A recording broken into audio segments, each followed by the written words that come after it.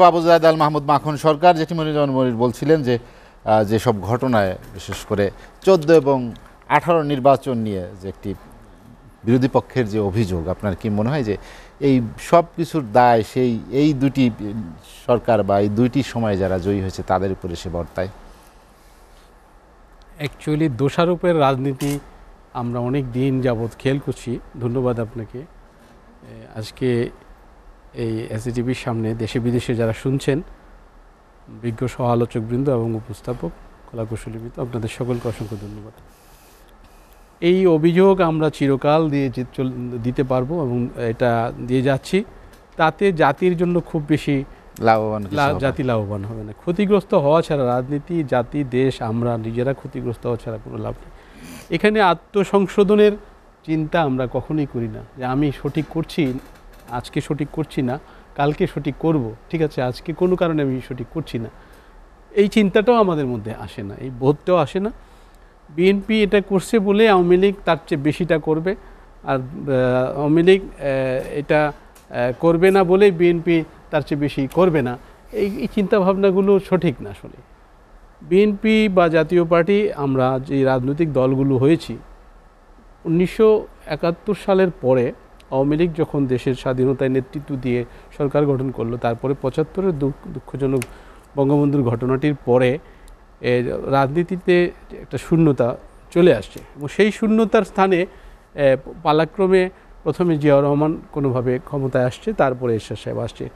রাজনৈতিক শূন্যতা পূরণের জন্যই কিন্তু ওনারা ক্ষমতায় আসছে, কোনো না কোনোভাবে পরিস্থিতি তৈরি হয়েছে। তারপরে এমনও দেখা গিয়েছে যে জিয়াউর রহমানকে ক্ষমতা নেওয়ার জন্য আমাদের বর্তমান প্রধানমন্ত্রী অভিনন্দনও জানিয়েছে বিবৃতি দিয়ে। ইভেন জাতীয় পার্টি যখন ক্ষমতা নিয়েছিল বা ক্ষমতায় আসছিল, জাতীয় পার্টির চেয়ারম্যান সাহেব যখন ক্ষমতায় নিয়েছিল, তখনও কিন্তু এরকম বক্তব্য বিবৃতি এসেছে বিভিন্ন স্তর থেকে। আজকে যারা গণতন্ত্রের কথা বলে, বিভিন্ন সময় যারা গণতান্ত্রিক আন্দোলনে নেতৃত্ব দিয়েছে, তারা অর্থাৎ শত্রু আমার মিত্র, এই ফর্মুলায় তারা তখন এই বিবৃতিগুলো দিয়েছে।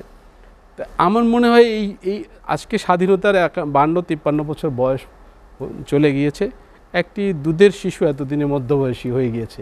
হ্যাঁ, সুতরাং আমরা যারা স্বাধীনতার ঠিক সময়ে, আমাদের জন্ম অনেকটা স্বাধীনতার ইমিডিয়েট আগে পরে বা স্বাধীনতার সময়, আমরাও কিন্তু মধ্যবয়সী মানুষ হয়ে গিয়েছি এখন।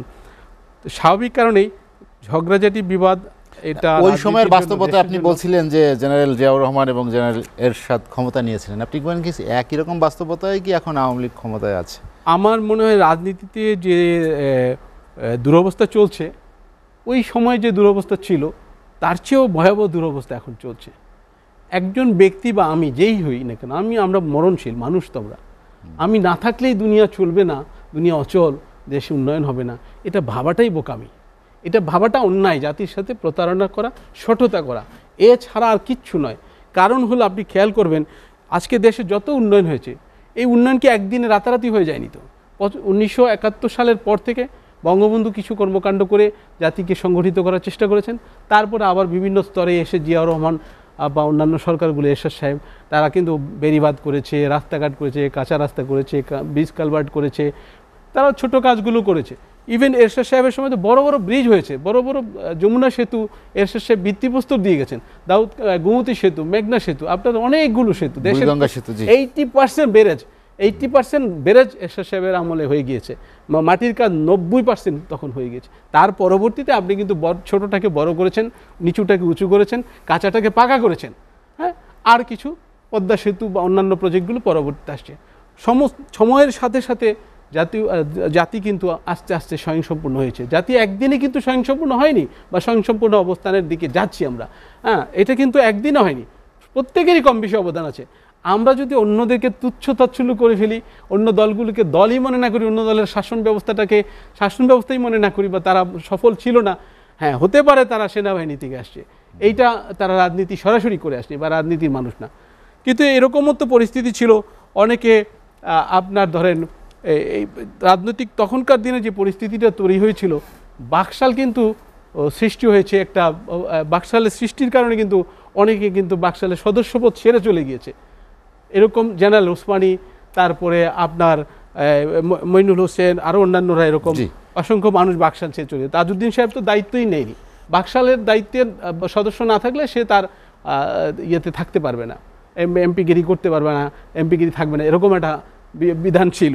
তো আইন তখন তো এই জিনিসগুলো হয়েছে, এইসব অন্যায়ের কারণে বাকশাল আজকে যে অবস্থা, বাকশালের চেয়ে আরও আধুনিক কোনো রূপ যদি থেকে থাকে রাজনীতির, আজকে আমার মনে হয় একদলীয় শাসন ব্যবস্থা আওয়ামী লীগ যে পথে হাঁটছে তার চেয়ে সেই পথেই